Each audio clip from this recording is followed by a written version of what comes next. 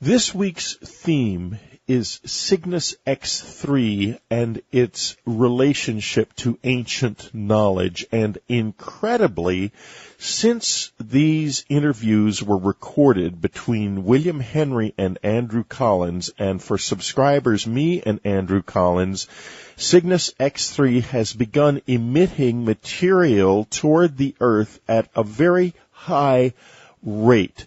I urge you, if you are a subscriber, to go back to the Cygnus Meditation that we posted in the subscriber section some months ago and do that meditation again. Remember that this doesn't work if you're passive. You have to be proactive and seek this material in order to get the benefit of it.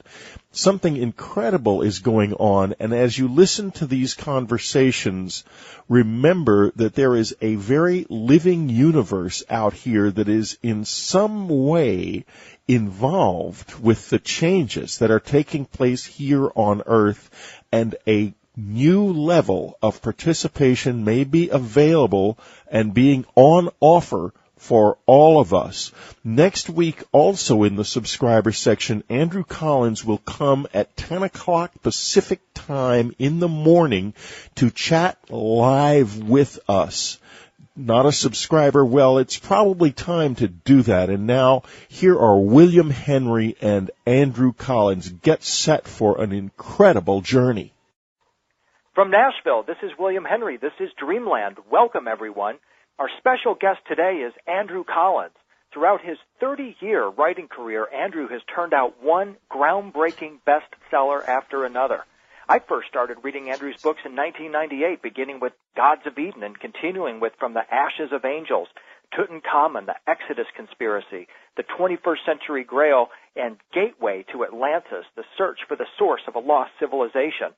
When Andrew was last on Dreamland, we talked about his new book, The Cygnus Mystery, and his discoveries concerning powerful jets of cosmic rays mysteriously aimed directly at Earth from the stars of Cygnus.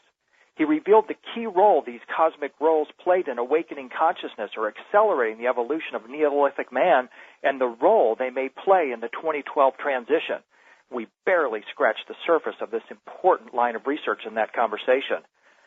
Ann Whitley and I finally had the opportunity to meet Andrew in person in November 2007 at Chet Snow's It's a Secret conference in Tempe, Arizona, where Andrew unveiled his mind-blowing research about Giza and the true location of the Hall of Records. Today, we'll check in with Andrew and get his latest insights about Egypt, the Cygnus Mystery 2012, and much, much more. From Essex, England, here is Andrew Collins. Andrew, welcome to Dreamland. Oh, yeah. How's things going? Fantastic. Yeah, as I said, it was just really great meeting you finally there at Chet Snow's conference. Absolutely nice meeting you and Whitley, of course, and Anne. And it's hard to say where we really want to start here, Andrew. So much I want to talk with you about. Why don't we just kind of give everybody a little bit of sense of what you were doing with the Cygnus Mystery, because that seems to have kind of launched you into some new areas here. So let's just spend a few moments, if you wouldn't mind, talking about Cygnus, cosmic rays, and human evolution. Okay, now, there are obviously many different constellations in the night sky, and ancient man has had an interest in various of them over the period. You've got Orion, you've got the Big Dipper, you've got the Pleiades, but you've also got the Northern Cross, which is also known as Cygnus, the celestial bird or celestial swan. And it would seem as if this is one of the oldest constellations in the world, going back at least to 15,000 BC, arguably twice that age. And it was seen as an entrance and exit to the sky world by cultures all the way around the world, in the Americas, in Europe, across Asia, in Africa. And one of the primary reasons why it was so important is because it was so ideally placed upon the Milky Way. So basically, at night you could follow the line of the Milky Way, and your eyes would be taken directly to Cygnus.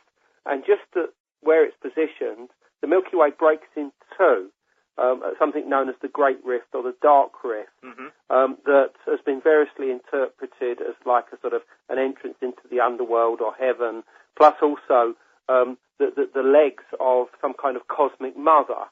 So making Cygnus almost like the place of birth or the womb or the navel. And all of these things have made it into somewhere that was seen as the point of a source of life and of death. In other words, the souls came from here, to create life, and in death we would actually return to this same region of space. Now that in itself is obviously very remarkable and quite incredible. However, it does seem as if Cygnus holds more of an interest to the human race than simply this, because a few years ago it was confirmed that extremely high excess of cosmic rays are actually coming from Cygnus and hitting us down here on Earth. These are not causing any adverse reactions. However, they are so strong and so different and have been occurring for tens of thousands of years, possibly even longer than this, that they may have had some kind of influence in human evolution. In other words, that we may have gained knowledge to do with art, with creativity, to do with religion and things like this, at periods when these cosmic rays have been at a particularly high level. And this can be actually shown on graphs by looking at the ice core samples that are found at the North Pole and the South Pole. These show different types of isotopes that are built up within the ice, which are created by cosmic rays inbound from wherever they come. And there are certain periods in human history where there have been large excesses of cosmic rays, and these coincide very well with great leaps in evolution. For instance, around 35 to 40,000 years ago, there was a huge excess of cosmic rays hitting the Earth. This was when in Europe, certainly, that the first cave art started flowering, that we first started to see the whole idea of reincarnation to do with the soul and, preserving the body in death and things like this. Plus, a number of other firsts began. But also, there was another period around 17 to 14,000 years ago where there was another huge excess of cosmic rays. And this was a revitalization of the art and creativity at the end of the last ice age that led, essentially, to the first temples, and through this, almost certainly, the first settled communities, agricultural communities, that are now believed that may well have been set up to accommodate this new style of life to do with religion.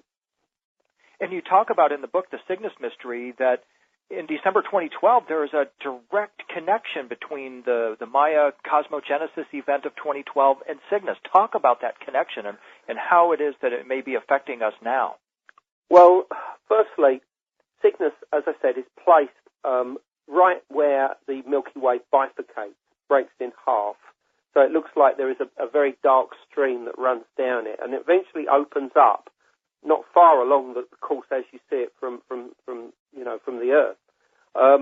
In the area of Sagittarius and Scorpio, as far as the actual line of the path of the Sun is concerned, the so-called ecliptic. And of course, this is the place where on December 21st, 2012, the new Sun will be seen to emerge. However, this dark rift or great rift upon the Milky Way is being seen by those that are specializing in understanding this event of 2012 as the birth tube of the new Sun. And, whether you see it in terms of, the vulva or womb of a cosmic mother or some kind of entry point from the sky world into this world, it's there and it can be seen. But where this begins, of course, is Cygnus. So what it actually means is that the new Sun in 2012 emerges for the first time from Cygnus. And this is quite a remarkable event. And it's certainly something that's not, merely new, because the ancient Maya was seen to have left us plenty of art and symbolism and religious texts that refer to this coming event. And they themselves held a special place for the Cygnus constellation.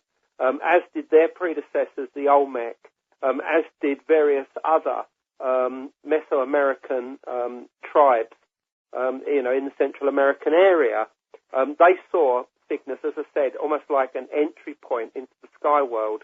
And this was a belief that was current not just in Central America, but in South America as well, and amongst various tribes in North America. Andrew, when the Maya talk about 2012, they describe a serpent rope emerging from that great rift, and riding upon this serpent rope is an enlightened being or a group of enlightened beings. And here you are referring to Cygnus as the birth of a new sun, a journey into the underworld, a birth tube or a birth tomb. All this is really hitting on a lot of the kind of the Christian concept of the second coming, isn't it? How do you suppose some of the ideas of Christian prophecy and the second coming play into this? Well, all I really know is that not a lot happened with Y2K, really. Mm-hmm. With the millennium, there was a lot of expectation around that, particularly to do with Atlantis. It may rise. Mm-hmm. The idea that the second coming may come about. The Hall of Records may be found and this sort of thing, and nothing happened then. So we have to be very, very careful when looking towards 2012 not to over-predict. Right. However, for me, 2012 is almost like a nexus point of activity. It's something which I believe that you'll be able to look back on maybe 20, 30 years later, of course, if we're still around, and say, well, it all began at that time. That was the nexus point. That's when it happened. And I don't even necessarily think that we should see it in terms of a moment in time.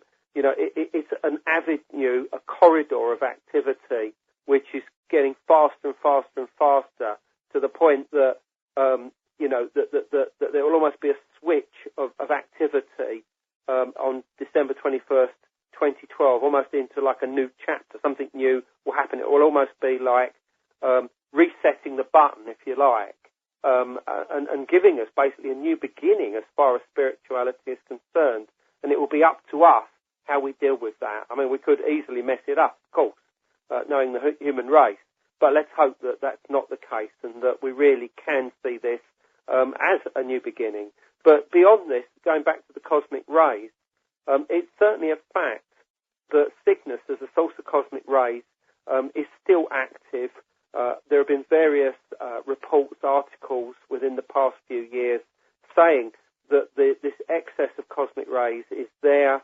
Whether it's getting stronger or not, I don't know. But it's still there, and it's still affecting us now.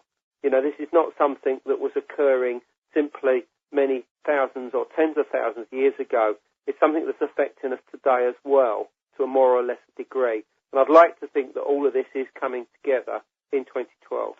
Cygnus has been found to be the location of a more than bizarre and unexplainable astronomical phenomena labeled cygnets. These very strange forms of energy. When we get back from the break, we're going to ask Andrew about these cygnets. This is William Henry. This is Dreamland. We'll be right back. Subscribers, this is just a brief note to remind you that next week Andrew Collins will be with us live from 10 to 11 in the morning Pacific time. That's Pacific time in the unknowncountry.com subscriber chat room, answering your questions about Cygnus X3 and meditation and whatever else you want to ask him. So don't miss us. Also, Robert Bruce is offering 3 free places in his next practical astral projection workshop to unknowncountry.com subscribers. All you have to do is go to astraldynamics.com and you can get one of these 3 free places if they are still available. And Robert Bruce's workshops, as Marla Fries has said, after having taken one on unknowncountry.com subscriber section, are really powerful. So don't miss this chance. Go to astraldynamics.com. This is William Henry. This is Dreamland. We're continuing with Andrew Collins. Andrew's website is andrewcollins.com. Andrew, something I've been very interested in is the possibility that our ancestors had the ability to mill or maybe even harvest enlightenment substances or energies from the cosmos. What do you think about that possibility? Well, before the break we mentioned cygnets. Now, this is an odd term, but what it actually means is children of the swan, obviously used for, baby swans, as it were, but it's also used to describe a particular type of subatomic particle, one that currently defies all explanation as to its type. And these were found to be coming from a certain astronomical body in Cygnus known as Cygnus X3. They were first discovered during the early 1980s by these particle detection facilities deep underground around the world. These were looking for the decay of the proton, another subatomic particle, but instead what they found were waves of cosmic rays inbound every 4.8 hours. And they would rise and fall in association with this and on a daily basis. And there is only one astronomical body that has that same timetable, and that is Cygnus X3, which is actually a binary star deep in the cosmos, around 30,000 light years away, but still within our own Milky Way. So actually it's not that far away, really. And it was found that this ejects these incredible long jets of energy, of plasma energy, basically, in two different directions, spasmodically, and that they're actually pointing, well, one of these jets is actually pointing directly towards the Earth. And this is the first object within our own Milky Way that's been detected that's actually doing this on a regular basis. And the fact that we are detecting deep underground these very strange particles known as cygnets that are coming from there, of which currently, they cannot be identified, and actually their purpose or whatever still eludes the particle physicists, is very, very curious, because it's a fact that you can actually see cosmic rays. During the late 60s, with the Apollo missions, the astronauts, as they were trying to get sleep, obviously in the darkness, were experiencing these flashes of light in front of their eyes. And they reported this to NASA HQ, and a series of tests were done on subsequent flights. And it was found that what was happening is the cosmic rays, of which obviously there are far more out in space, most of them do get trapped by our own atmosphere as they enter, and these were actually coming through the eyes of the astronauts, through the liquid part of them, and as they do so, that they break up, basically, because they've only got very short time periods, half-life, and so that they're breaking up. But as they do so, they emit a certain type of radiation, which essentially to our eyes looks like light. It's called Cherenkov radiation. So essentially they were seeing the breakup of cosmic rays as they were passing through their eyes. And these were coming out as objective flashes in front of their eyes.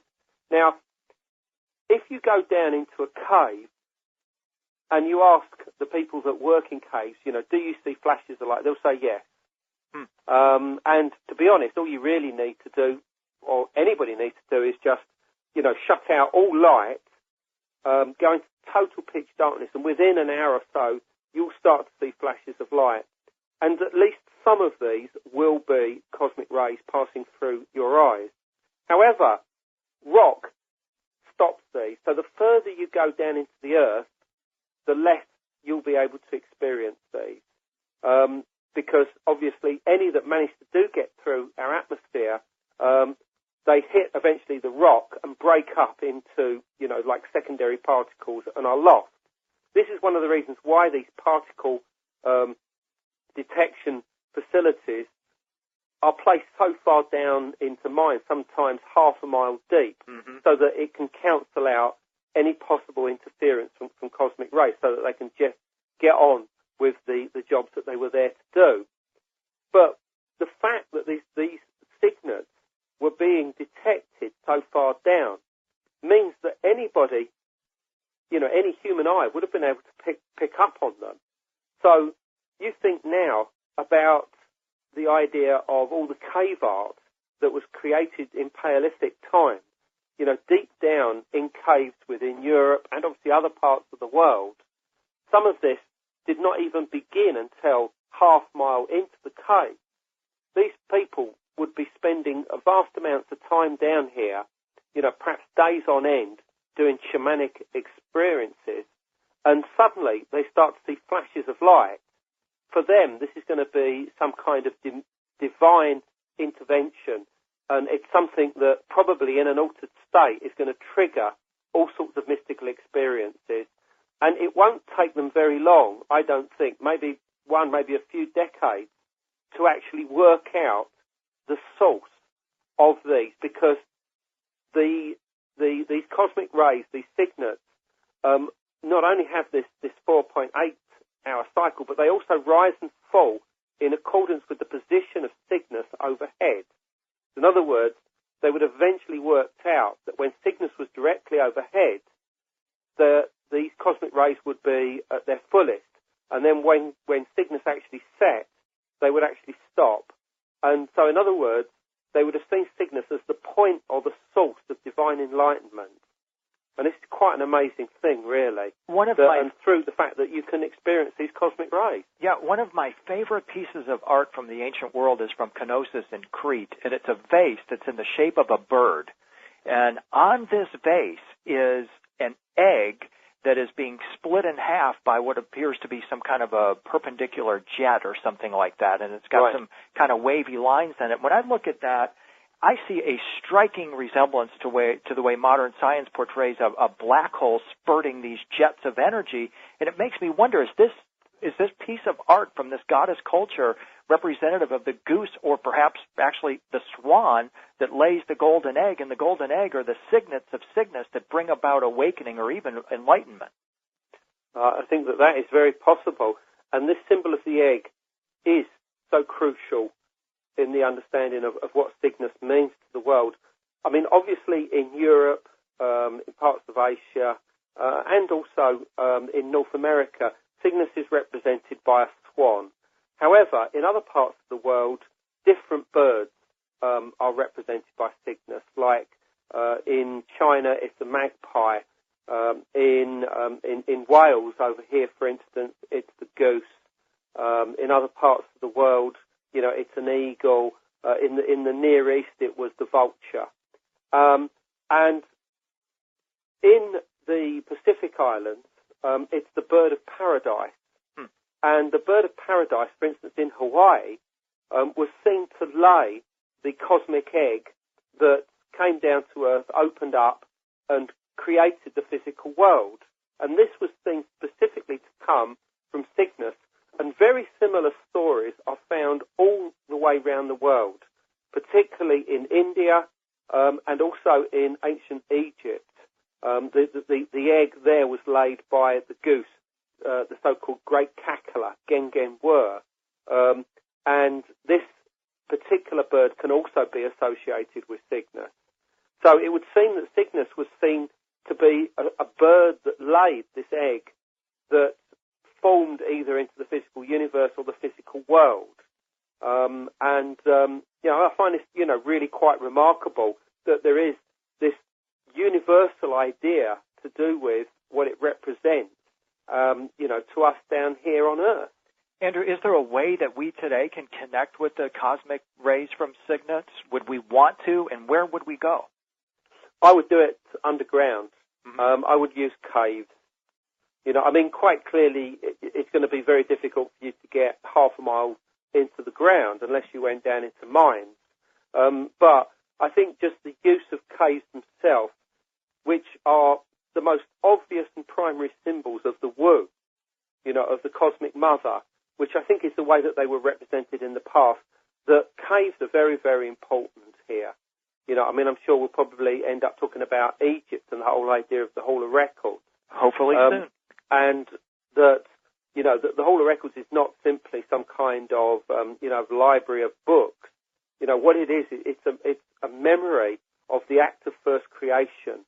It's a symbol of the womb. the cosmic womb from which everything, emerged. And so therefore I would say to people, if they do want to experience cosmic rays, they must get rid of all light. And the best way of doing this is to go into a cave environment where they can do meditations away from any form of light.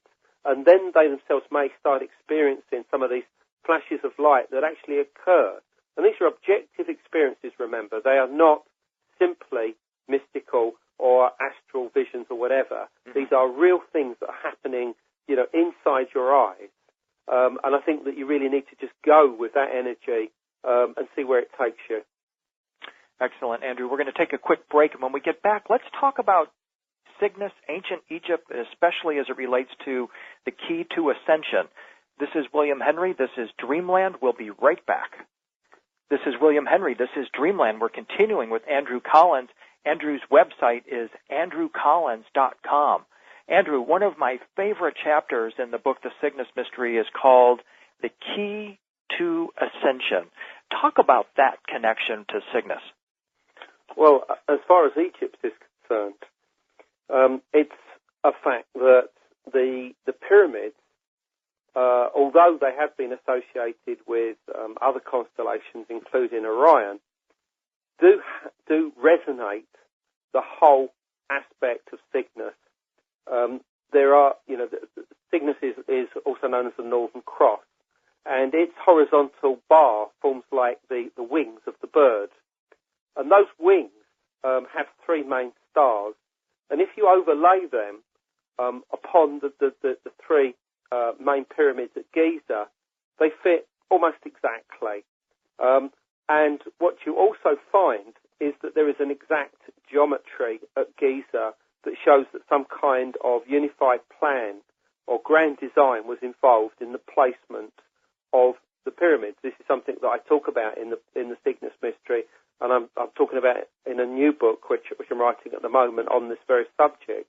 Well, it's a highly controversial subject, we need to say, because it directly kind of contradicts or, in fact, supersedes, in my view, the whole Orion principle that the three keys of pyramids actually correspond with Orion. Well, I mean, you could be pedantic about it, but Cygnus certainly fits better, the three pyramids, than Orion does. And, it's something that I've had many conversations and exchanges with Robert Bouval, who came up with the whole Orion mystery.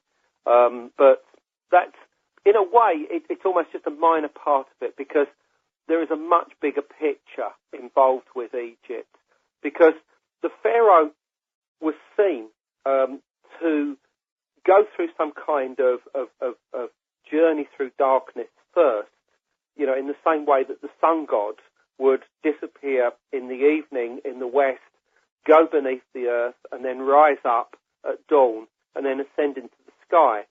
The soul of the pharaoh was seen to mimic this same venture of the sun god. And when he'd achieved this journey, the soul of the pharaoh would rise up into the sky, and he would become at one with the northern stars.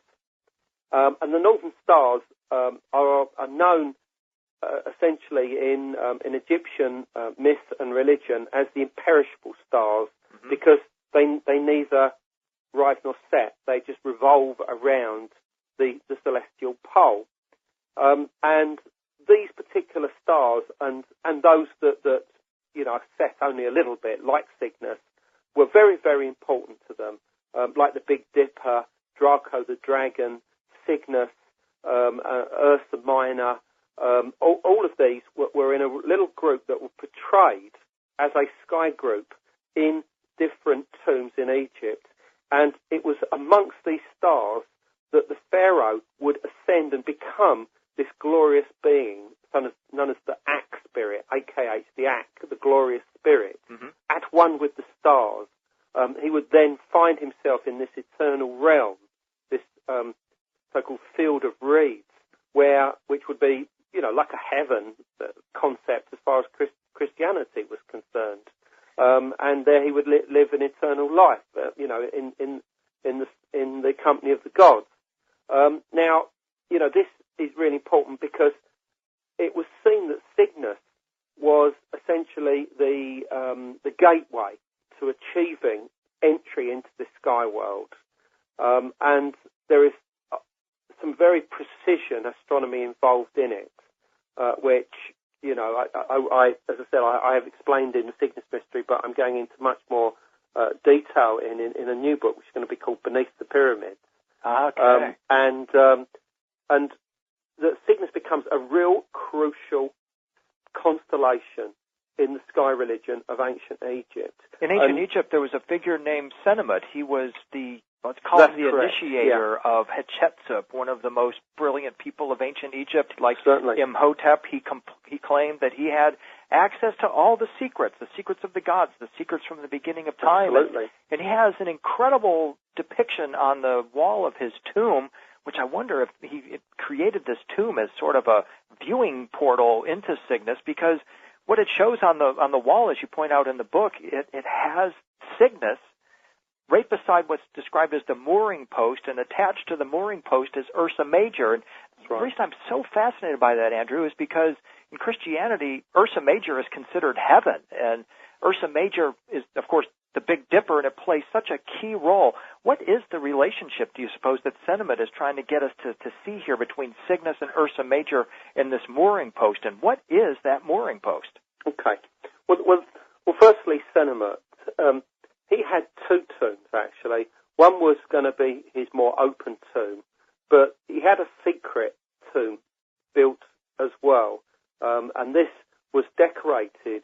And amongst the decorations was an incredible sky ceiling, as you said, which shows this whole sky group of northern constellations. That's what they are. They're northern constellations.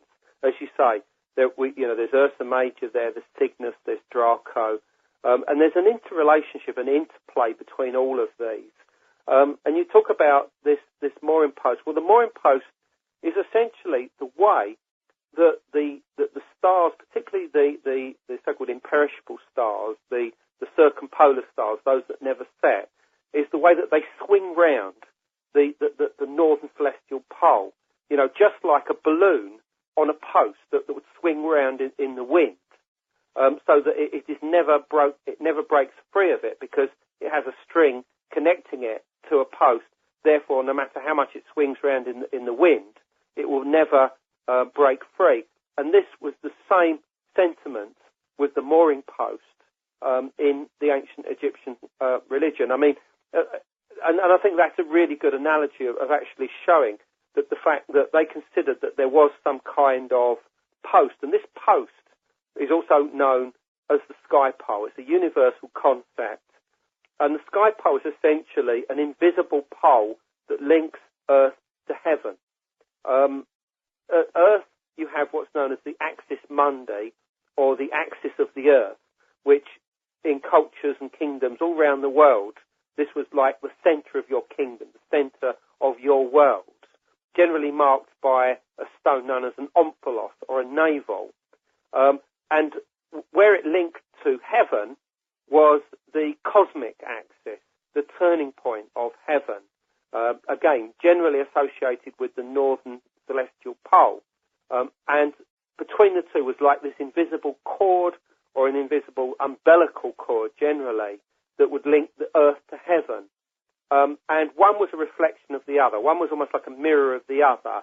On Earth, you could lay out heaven as above, so below, and it would reflect what was in heaven. For instance, amongst the Inca of Peru, their axis mundi, their turning point of the Earth, was Cuzco. Cuzco, as I'm sure many of your listeners will know, is laid out in the design of a puma. And this puma is reflected in the stars of Cygnus and the Milky Way in a so-called dark cloud constellation. It's made up of the actual darkness within the Milky Way at the position where Cygnus is. And because Cuzco was the axis mundi, it links through this invisible umbilical cord to the same point in Cygnus above, which is where the heavenly puma was. And this was work that was done just a matter of a few years ago by an Italian colleague of mine, Guilio Magli, who was an astrophysicist and archaeoastronomer, worked out all of this. So this shows you this dual relationship between Earth and heaven. That's what the sky pole is. That's what the mooring post is in ancient Egyptian tradition. And so if we're talking about, as the Maya are, a serpent rope umbilical cord connecting Earth and heaven, we should be looking for a mooring post in our present era then, shouldn't we? That's right. But, I mean, the mooring post is often replaced by, quite simply the cosmic tree. This is what we have in Maya tradition. Mm-hmm. The cosmic tree there is a representation of the Milky Way, which is the alternative link between Earth and heaven. There are two routes to heaven. One is through this invisible line from Earth to heaven, which is actually coincident to the so-called meridian line, the north-south meridian line, the invisible line that goes from true north, overhead to the zenith point, down back towards true south. That's an invisible line. That's your moor post line.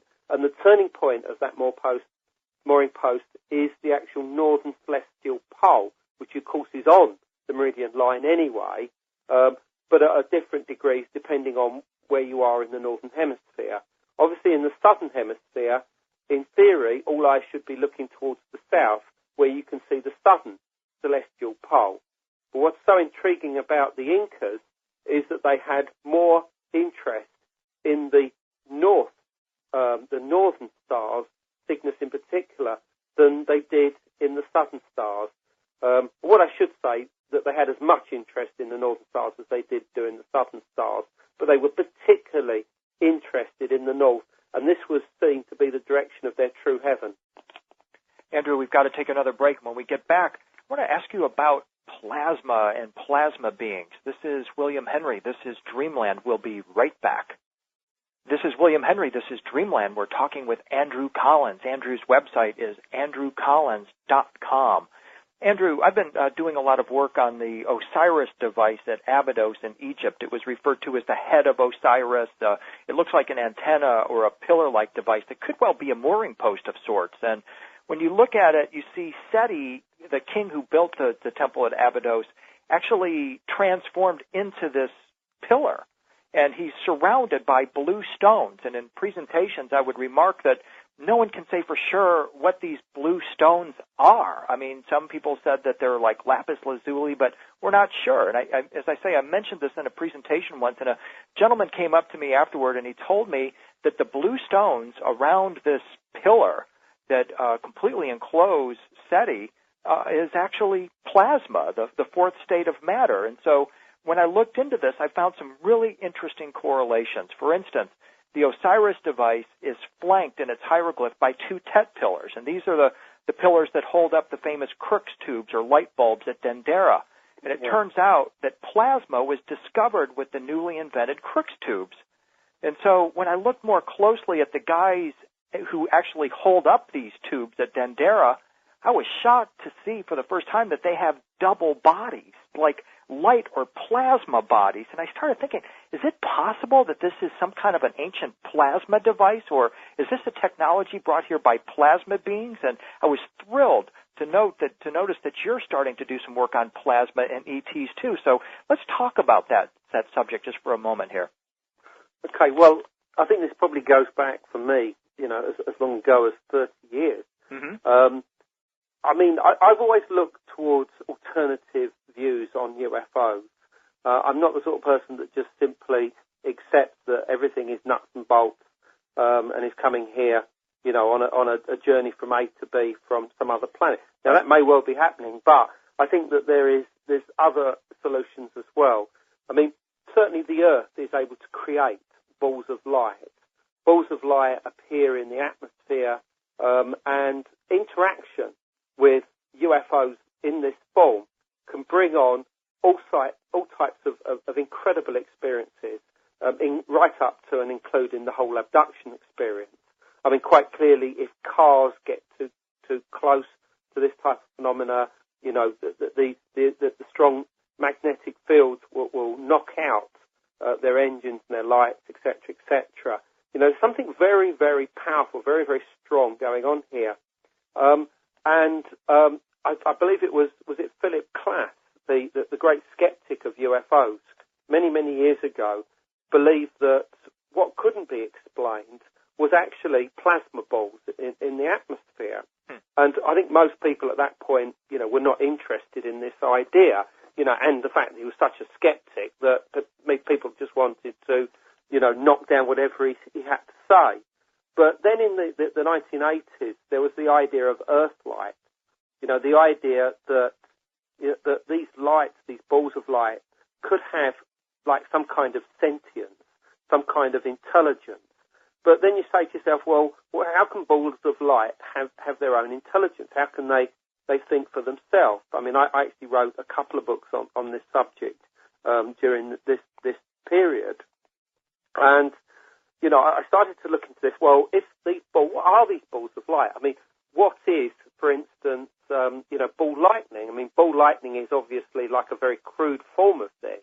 Mm-hmm. And you start to realize that the key is plasma. This is the full state of matter, as you said. And it, in many ways, creates an environment which new things can happen in life, really. Because what has recently been found out, scientists have discovered, is that if you put dust in a plasma environment, it arranges itself to form the very building blocks of DNA. In other words, it forms the very rudiments that allows our own life to actually take form within proteins. So, in other words, the same building blocks that enable biological life to take form also occur within plasma environments. And that has incredible implications, because what this suggests is that firstly, the plasma may have actually come first and actually given us the building blocks, of life, so that the proteins could form into the same structures that would create DNA or carbon life or biological life, as would have occurred within the plasma to possibly cause, create, let's say silica life, if you like, as we're dealing with dust or whatever here. Obviously we're talking about extremely microscopic, dust particles here. And so, you have to then start looking at, is it possible that the idea of a sentience within, plasma balls is that they are their own intelligence, that they are intelligences in their own right? And then if you start looking at this, and the idea that if you interact with them, you are pulled into some kind of fourth dimensional experience where you're taken out of this space-time and experience, so-called abduction experiences, and then placed back down, and you find that, hours are missing from your life, even though you actually only remember just a few minutes of being elsewhere, then you start to think that there is a possibility here that at least some of the aliens that are actually interacting with us are actually plasma beings or plasma life. Right. Or, and this is the other important thing, is that they can act as gateways or doorways from other dimensions into our own. And this is something which I find really, really interesting. Yeah, I'm all over that with you, because as I started to look at this Osiris device from this perspective, it's clear that, it looks like SETI is transforming himself into a plasma being. And then the famous story about the search for Om SETI, Dorothy Eadie's stories, tells us that SETI then could toggle back and forth between the worlds as if he could shift from one state of matter into another. That's right. That's phenomenal. Absolutely. And as I said, I think that plasma not only has its own intelligence, but that if it does, then this intelligence is multidimensional. It is not something that exists purely on our space-time, and that therefore it can go back and forth, and it can swap dimensions, and probably, move freely between different worlds. whether those worlds be parallel worlds or worlds that are achieved through the link of two wormholes. Yeah, and what I was so excited to talk with you about, Andrew, is the possibility that if this OSIRIS device is the substitute, let's say, for the mooring post, because Ursa Major is called the Casket of Osiris, and the OSIRIS device is also called the Tomb of Osiris or the Casket of Osiris. There must be a connection, and I wonder if it's possible if, like, the signets or cosmic rays from Cygnus are somehow involved in this transformation. Absolutely. Somebody actually wrote me, one of my correspondents, and actually pointed this out to me that, as we're talking, I'm just going to get up the information on screen because I've still not even got my head totally around this yet, but that a science writer by the name of John Kramer, and I'm actually going to quote this, it says, wrote an interesting piece on microscopic wormholes being sent through the universe by advanced civilizations, and that he makes the curious observation about Cygnus X3 and the Cygnus possibly providing the means for this to actually take place. Wow. I mean, and to be honest, this is so new that I can't even get my own head around it at the moment. I've got to sit down, think about this really, really seriously, and what are the implications here? Well, we should sit down together at the Osiris Chapel at Abydos and contemplate this mooring post that SETI portrayed there and the transformation of himself into a light being or a plasma being. There it is. It's phenomenal. Wow. Andrew, I wish we could go on for hours and hours, but we've really come to the end of our time for today. I have to thank you so much for this incredible conversation, and we'll be looking forward to your next work. And tell us just briefly about the direction you're going with this. Okay, well, I mean, I'm writing a book called Beneath the Pyramids at the moment, which will essentially show that, very simple geometry at Giza, and I mean, what I mean by that is, pure, surveying allows us to find the entrance to the Hall of Records. And, I can't go into too much about it, but I can assure you that this is absolutely staggering. It's all brand new material. I mean, obviously inspired by my work with Cygnus, although that doesn't play a huge role, and a small role in it. And I guarantee you that we'll be talking about this as soon as the book comes out, so I look forward to that. Well, I certainly do too, Andrew, and thank you once again for sharing everything you did with us today. No problem. My pleasure. This is William Henry. This is Dreamland. Next up, Linda Moulton Howe. This week, Linda Moulton Howe has for us a truly remarkable story that comes to us from New Mexico and from the crop circle season in England 12 years ago. Now, I'm going to tell you little more, so sit up and listen to this astonishing story about a stone and a circle thousands of miles apart, but profoundly and mysteriously connected. So here is our Emmy Award-winning science reporter, EarthFiles.com's own Linda Moulton Howe from Albuquerque, New Mexico. Thank you, Whitley. On September 4th, 2004, Roswell self-employed auto shop owner Robert Ridge decided to go bow and arrow hunting for deer at a place called Cedar Hill, well known to deer hunters in the Capitan and Roswell, New Mexico region.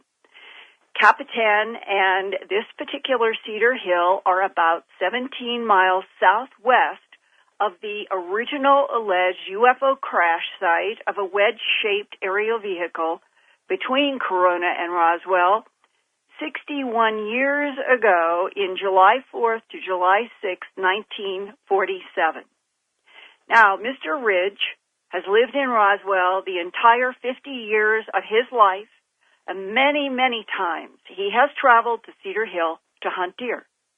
Robert was following hoof tracks on a trail thinking they were deer. His head was down as he intently kept his eyes on the tracks when a brownish-red rock caught his attention about 12 feet away. On the trail, I've got my head down, looking at the tracks, and I look over and notice this rock. And I could kind of see a design on it, from probably maybe 10 or 12 feet from me. But I didn't pick it up right then. I went ahead with what I was doing. Turns out that what I was tracking was actually goats. When I found that out, I thought, well, maybe I should go pick up that rock. So I went back and found it. It was probably about 2 o'clock in the afternoon on September 4th of '04. When you picked up the rock, what was your first reaction? Just curiosity. I was kind of taken back by the design and was just really kind of awestruck by it. It was quite dirty. I got it back to the truck and brushed it off and was just started examining it, in the sunlight. And the first thought that came to my mind was that it looked like it had been done by the finger of God. That was my first impression of it, because I couldn't understand how anybody else could have done it. Can you scrape it, scratch it, or break any piece off easily? No, it's quite hard.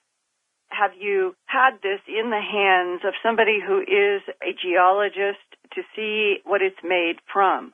Yeah, we had a screening done on it in Portales at the university over there. The geology department ran a scan on it to determine the compound of it. And what did they find? Well, it's got a high content of iron and silica in it. They explained it to me as a really high-powered X-ray. Did they X-ray because they did not break off any part of the rock? Correct. It's been a long time ago. It's been February of '05 when we did this. And to the best of my recollection, the geology department pretty much agreed that they really had no idea how it could have been formed. The fact that that pattern seems to be three-dimensionally lifted up from the surface of this hard rock is extraordinary. Yes, it's been taken away. Everything around it has been taken away to expose that up out of it. And it has some beveling. Instead of just a 90-degree cut, down, some of the circles have like a 90-degree backside, right, where it's straight up and straight down, and then the front of the circle comes like down to a 45. Right.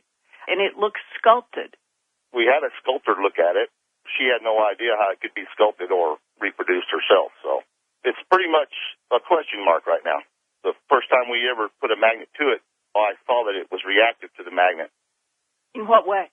It spins. The rock will spin when you hold a magnet over the top of it, like over one circle, it spins counterclockwise. And then if you hold the magnet over the other side of the other circle, it spins counterclockwise. You found this rock on September 4th, 2004 in the afternoon while you were bow hunting deer. Correct. And we have not learned about this until 2008 July. So what held you back over those 4 years? Well, I knew that it was something special, and I kept it to myself basically for personal reasons. Because I fell in love, I guess you could say, with it, and I didn't really want to share it with people. I'm a pretty private person. I was trying to prepare myself and get all my ducks in a row for what might happen when I did finally show it to the public, Mm-hmm. I didn't want people to think that I was in it for monetary gain. That's basically why I've waited this long. What do you say to people who say, this must be a hoax, this is something that somebody has planted for publicity because it looks like the 1996 crop formation? Well, I've had that already. I just say to them that, unfortunately, I was by myself that day when I found it, but it'd be for them to prove that it's a hoax because we're trying to prove that it's not. We haven't been able to find anybody who could say they could make something like that, and it would be such a fluke, for somebody to plant it and hope that somebody finds it out there in the middle of nowhere. If you planted something like that, it might be 100 years before somebody found it. If a crop formation was photographed and was available at cropcircleconnector.com to see in August of 1996, why couldn't somebody have copied that and put it on a stone and deposited it in Cedar Hill, New Mexico in 2004? Well, anything's possible, but very, very improbable as far as we know up to date. Is Cedar Hill and that deer hunting area, how many people in a year might visit there? Mostly hunters go in there. There's really not a whole lot to see and do in there unless you're hunting. It's probably 40 miles from Roswell. If this rock had been, let's say, under bushes or even slightly under the dirt from 60 years ago. Is there anything about that area that would explain why it might suddenly have been exposed in 2004? It's a sandy area. You know how the wind blows out here. The sand shifts and, covers and uncovers things on a, regular basis. Mm-hmm. Have you ever, in your 50 years, had any interaction with anything that was a disc-shaped craft? Yes. Can you talk about that? Yeah. It was November 5th of 1995, 4:30 in the morning. I remember it like it was yesterday. We were headed out east of town, and that morning was a harvest moon, and it was the most beautiful moonset that I probably ever saw in my life. There's a little valley east of town here, and you have to climb a hill before you can drop off into the valley. And we had just gone over the hill into the valley, into the darkness. And as soon as we popped over the hill, this is about probably 10 miles out of town, from the north, which would be to our left, came a silver object over into the valley with us, kind of. And it was moving at a super high rate of speed, and it was leaving a vapor trail behind it. This vapor trail was probably bigger than the craft itself. Long after the craft was gone, this vapor trail hung in that valley, and it was this brilliant orange color because the moon was still shining on it. And the vapor trail, it was sparkling, like little firecrackers going off in it, like phosphorus burning or something in the vapor trail. It was spectacular. It was something to see. The craft was more of a triangle shape, though. Okay. When you say triangle, can you describe it in more detail? Triangle probably wouldn't be good. It was more of a, say, a half diamond type shape. And I believe if the moon hadn't been like it was that morning, that everything would have been silver and white. The vapor trail would have been white and the craft would have been silver. But with this harvest moonshine on it, it was all a brilliant orange color. Okay. And half of a diamond is triangle-shaped. The government documents say the objects were not disc-shaped that came down in Roswell, east of Alamogordo, and at White Sands. They were wedge-shaped. That would be this, yes. That would be the word I would be looking for. A piece of pie shape. Yeah. When I contacted the original geology lab in Portales that did the first 2004 X-ray spectrometry analysis, I learned that all of the original test results had been lost a couple of years ago in a hard computer crash at the university. So this week, on Tuesday, July 15th, I drove to Portales, New Mexico to meet Robert Ridge with his mysterious carved rock at the Physical Sciences Department at Eastern New Mexico University. The chair of that department is geology professor James Constantopoulos, Ph.D., who has taught at ENMU for nearly 20 years. The rock is a dark chocolate color with a touch of red and has a satin smooth finish. The rock is a bit heart-shaped and one end is thick, maybe twice as thick as the other end. The thickest part of the rock is where one of the circle and crescent patterns are, which extend down to another crescent and circle at the thinnest part of the rock. The pattern is very refined with beveled edges and seems to rise more than 1/8 of an inch from the surface of the rock. This is not cut into the rock. And most incredibly, the pattern is a match to the extraordinary August 2nd, 1996 crop formation at Liddington Castle in Wiltshire, England.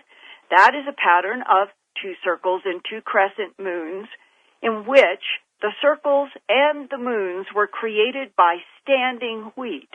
In this mysterious Roswell rock, the 2 circles and 2 crescents are the opposite. They're not raised, but they are beveled into the section of the rock that has the pattern. Imagine it rising from the surface, and you can see all the photographs of our laboratory testing and the comparison of this amazing rock to the 1996 crop formation pattern at my news website, earthfiles.com. It is a lead story in headlines with a hot link to a series of 3 reports about the history and our scientific analysis. Now, significantly, the August 1996 wheat formation has always been on investigators' lists of the most extraordinary patterns throughout the last 25 years that have had no evidence of any kind of man-made tracks. It was considered a true, genuine mystery back in 1996, and mathematicians and astronomers who are now paying increasing attention to the crop formations as possibly having a mathematical language embedded in them, it is very clear that this 1996 pattern related to solar and lunar cycles coming in the future. I will have more about that at earthfiles.com in another report. Well, Professor Konstantopoulos first examined the rock on both the pattern side and the back side to look for grain size. And then the professor also experimented with a pencil magnet, which was clearly attracted to the rock, and that implied immediately that it has magnetite in it, a fact that was confirmed later when we placed the whole rock so that we wouldn't hurt it into the laboratory's energy dispersive X-ray fluorescence spectrometry.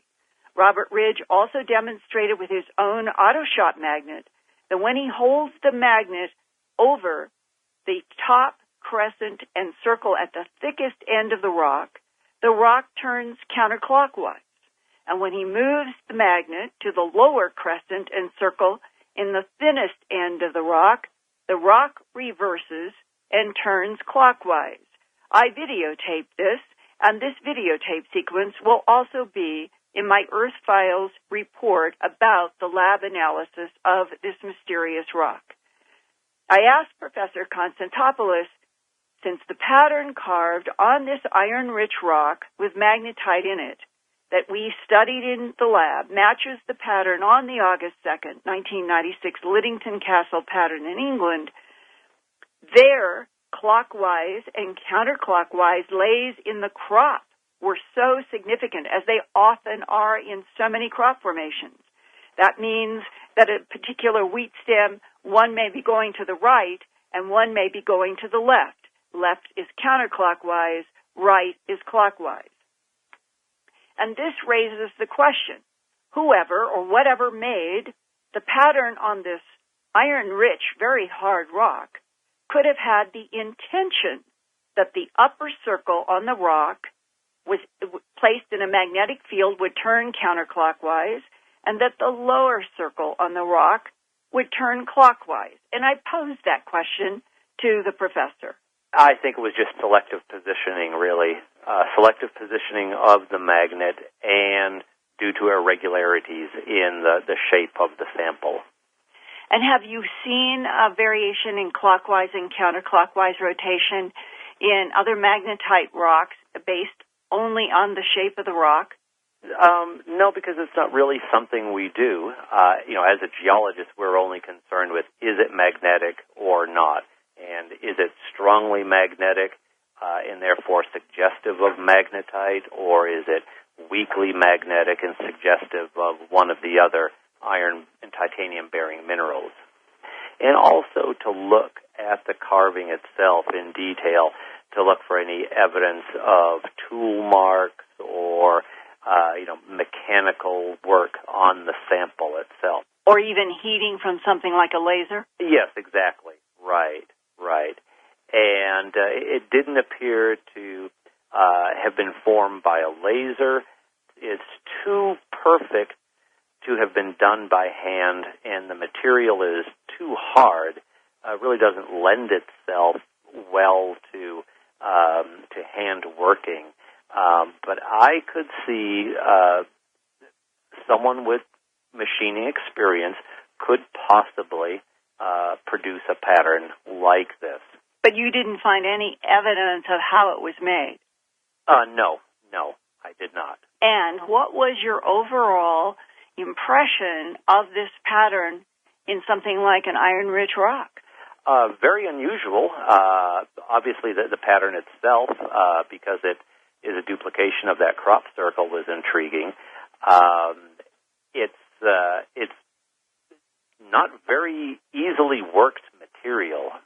There are hundreds of other natural materials that would be more easily worked than this material. Why that particular type of stone was chosen, I don't know. Maybe it was the shape. Maybe there's some significance to the color.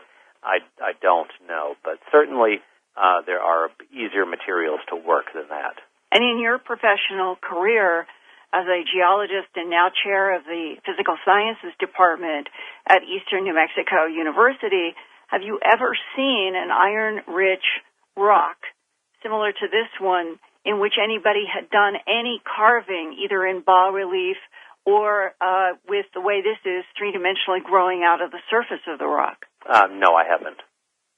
And I haven't been able to find anything quite like it either, and that is part of the mystery of why this particular kind of rock that would normally not be used in any kind of sculptor or artistic work would have this extraordinary pattern that would be in a rock that was rich with magnetite. Right. And as I mentioned the other day when we visited, there's lots of alabaster in that part of New Mexico. So if someone was going to look for a rock to carve, alabaster would be the logical choice. And when you sort of summarize your own residue, both as a scientist and as a human, handling the rock and working with it in your lab, what kind of residue are you left with? One of mystery, I guess. Other than being a normal rock, the rock is remarkable in the presence of this pattern.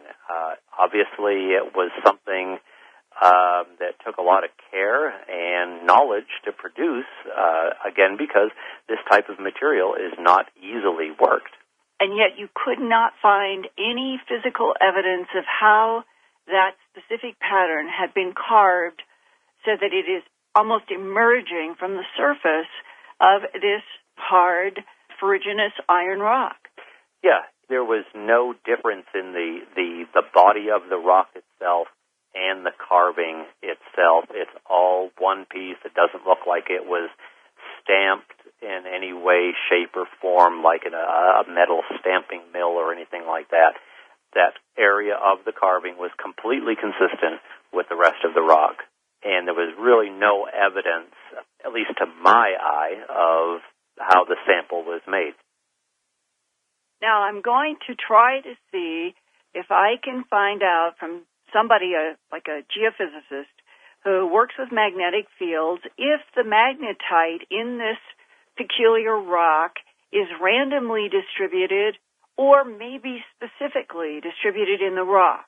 And if it is specifically distributed in the rock, is there something about this that may have been designed to interact with magnetic fields? And if so, why? To what end? And the same exact questions we have been asking for a quarter of a century about the crop formations that have appeared in both the northern and the southern hemispheres of this planet, with clockwise and counterclockwise lays that have baffled investigators. Whitley, it's really an extraordinary physical find. Yes, indeed it is, Linda. It's quite extraordinary. And thank you very much for bringing it to our attention. Linda, has there ever been any analysis of the possible meaning of this original circle, of the crop circle? Well, as I mentioned during the piece, that astronomers and mathematicians that I am in communication with are increasingly looking at crop formations as embedded mathematical languages. Right, but not this. No one has really addressed this particular one yet. I have that question out to the Australian scientist that is called Red Colley, right, who over the last 7 years has probably more than anybody else been trying to study, and he is convinced right now that the series of astronomical formations in 2008, when added to other specific ones, especially the Mayan glyph ones from the past 5 years, he thinks it's all boiling down to two significant dates. in August 2009 and December 2012, when the Mayan grand calendar comes to the close of that cycle. But the math, even though there is a growing consensus that August 2009 and December 2012 keep emerging from the crop formations, what doesn't come clear is what is going to happen on those dates. Will it be something astronomical from outside the Earth because of the constant and persistent pointing of the crop formations, as we're beginning to learn, at solar and lunar cycles and other astronomical cycles that we have not paid attention before this man and a few others have said, there are codes, this is mathematical language. Something is trying to make us look at astronomical cycles. And indeed, it's an extraordinary summer in England as well. It is. It is. So, well, Linda Moulton Howe, we have come to the end of our time together. I'd like to thank you very much for being with us. And folks, those of you who are subscribers, do not miss the chat next week with Andrew Collins, and also next week for Dreamlanders. We have a very unusual and interesting program. Marla Fries, who is, of course, a psychic medium who has worked with the police in the past and is working with them, I believe, even at this moment, interviews Noreen Reiner, who is considered perhaps to be the leading psychic detective in the world. She's Court TV's psychic detective and quite an extraordinary person. Ann Whitley and I finally had the opportunity to meet Andrew in person in November 2007 at Chet Snow's It's a Secret conference in Tempe, Arizona, where Andrew unveiled his mind-blowing research about Giza and the true location of the Hall of Records. Today, we'll check in with Andrew and get his latest insights about Egypt, the Cygnus Mystery 2012, and much, much more. From Essex, England, here is Andrew Collins. Andrew, welcome to Dreamland. Oh, yeah. How's things going? Fantastic. Yeah, as I said, it was just really great meeting you finally there at Chet Snow's conference. Absolutely nice meeting you and Whitley, of course, and Anne. And it's hard to say where we really want to start here, Andrew. So much I want to talk with you about. Why don't we just kind of give everybody a little bit of sense of what you were doing with the Cygnus Mystery, because that seems to have kind of launched you into some new areas here. So let's just spend a few moments, if you wouldn't mind, talking about Cygnus, cosmic rays, and human evolution. Okay. Now, there are obviously many different constellations in the night sky, and ancient man has had an interest in various of them over the period. You've got Orion, you've got the Big Dipper, you've got the Pleiades, but you've also got the Northern Cross, which is also known as Cygnus, the celestial bird or celestial swan. And it would seem as if this is one of the oldest constellations in the world, going back at least to 15,000 BC, arguably twice that age. And it was seen as an entrance and exit to the sky world by cultures all the way around the world, in the Americas, in Europe, across Asia, in Africa. And one of the primary reasons why it was so important is because it was so ideally placed upon the Milky Way. So basically, at night you could follow the line of the Milky Way, and your eyes would be taken directly to Cygnus. And just where it's positioned, the Milky Way breaks in two, something known as the Great Rift or the Dark Rift, that has been variously interpreted as like a sort of an entrance into the underworld or heaven, plus also the legs of some kind of cosmic mother. So making Cygnus almost like the place of birth or the womb or the navel. This week's theme is Cygnus X3 and its relationship to ancient knowledge. And incredibly, since these interviews were recorded between William Henry and Andrew Collins, and for subscribers, me and Andrew Collins, Cygnus X3 has begun emitting material toward the Earth at a very high rate. I urge you, if you are a subscriber, to go back to the Cygnus Meditation that we posted in the subscriber section some months ago and do that meditation again. Remember that this doesn't work if you're passive. You have to be proactive and seek this material in order to get the benefit of it. Something incredible is going on, and as you listen to these conversations, remember that there is a very living universe out here that is in some way involved with the changes that are taking place here on Earth, and a new level of participation may be available and being on offer for all of us. Next week, also in the subscriber section, Andrew Collins will come at 10 o'clock Pacific time in the morning to chat live with us. Not a subscriber? Well, it's probably time to do that. And now, here are William Henry and Andrew Collins. Get set for an incredible journey. From Nashville, this is William Henry. This is Dreamland. Welcome, everyone. Our special guest today is Andrew Collins. Throughout his 30-year writing career, Andrew has turned out one groundbreaking bestseller after another. I first started reading Andrew's books in 1998, beginning with Gods of Eden and continuing with From the Ashes of Angels, Tutankhamun, the Exodus Conspiracy, the 21st Century Grail, and Gateway to Atlantis, the search for the source of a lost civilization.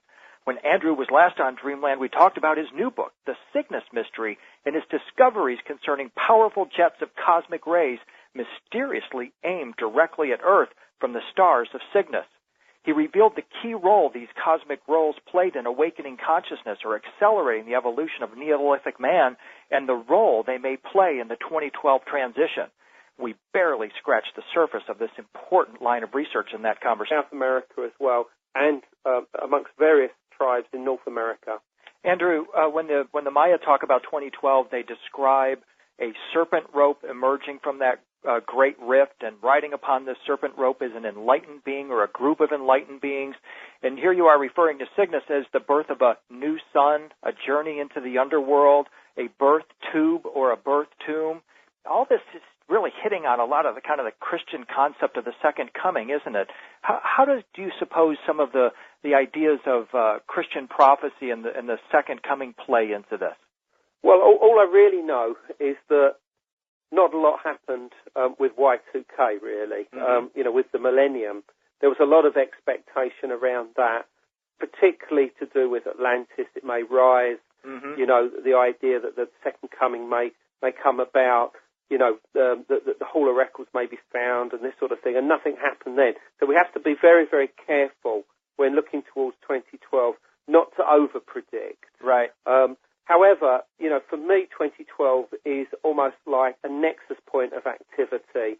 It's something which I believe that you'll be able to look back on maybe 20, 30 years later, of course, if we're still around, and say, well, it all began at that time. That was the nexus point. That's when it happened. And I don't even necessarily think that we should see it in terms of a moment in time. It's an avenue, a corridor of activity, which is getting faster and faster and faster to the point that, that there will almost be a switch of activity on December 21st, 2012, almost into like a new chapter. Something new will happen. It will almost be like resetting the button, if you like, and giving us basically a new beginning as far as spirituality is concerned. And it will be up to us how we deal with that. I mean, we could easily mess it up, of course, knowing the human race. But let's hope that that's not the case and that we really can see this as a new beginning. But beyond this, going back to the cosmic rays, it's certainly a fact that Cygnus, as a source of cosmic rays, is still active. There have been various reports, articles within the past few years saying that this excess of cosmic rays is there. Whether it's getting stronger or not, I don't know. But it's still there, essentially, to the first temples, and through this, almost certainly, the first settled communities, agricultural communities, that are now believed that may well have been set up to accommodate this new style of life to do with religion. And you talk about in the book, The Cygnus Mystery, that in December 2012, there is a direct connection between the Maya cosmogenesis event of 2012 and Cygnus. Talk about that connection and how it is that it may be affecting us now. Well, firstly, Cygnus, as I said, is placed right where the Milky Way bifurcates, breaks in half.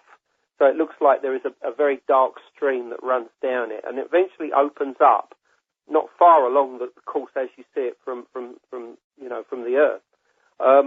In the area of Sagittarius and Scorpio, as far as the actual line of the path of the Sun is concerned, the so-called ecliptic. And of course, this is the place where on December 21st, 2012, the new Sun will be seen to emerge.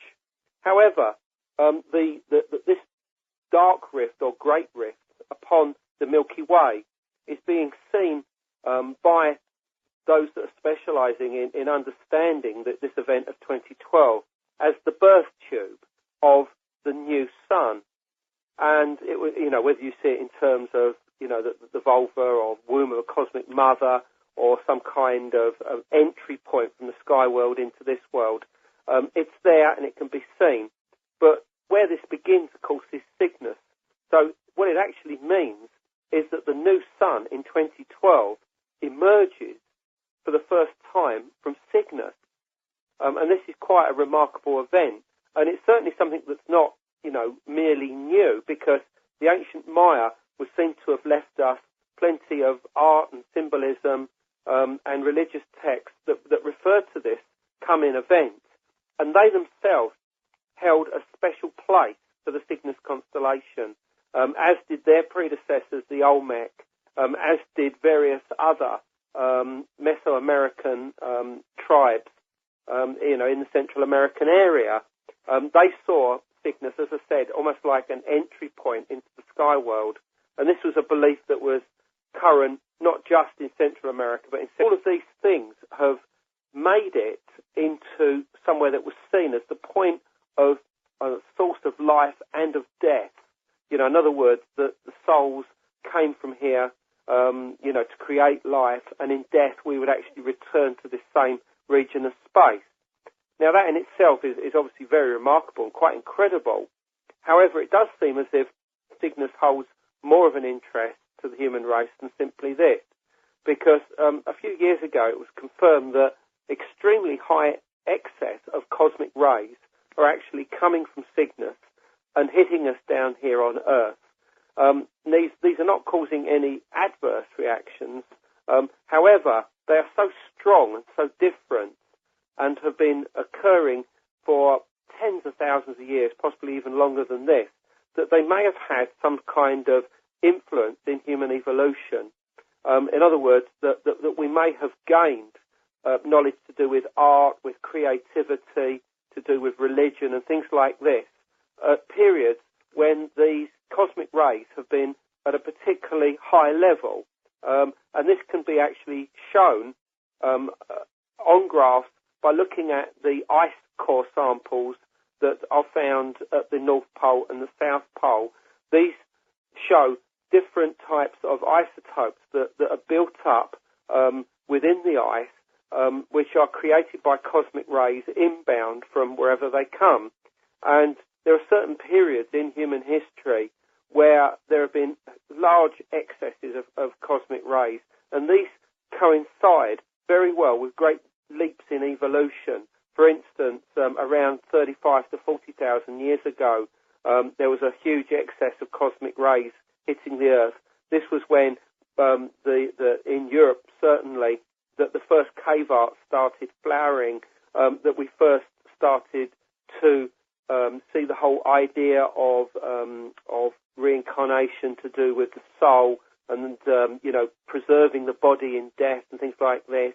Plus, a number of other firsts began. But also, there was another period around 17 to 14,000 years ago where there was another huge excess of cosmic rays. And this was a revitalization of the art and creativity at the end of the last ice age that led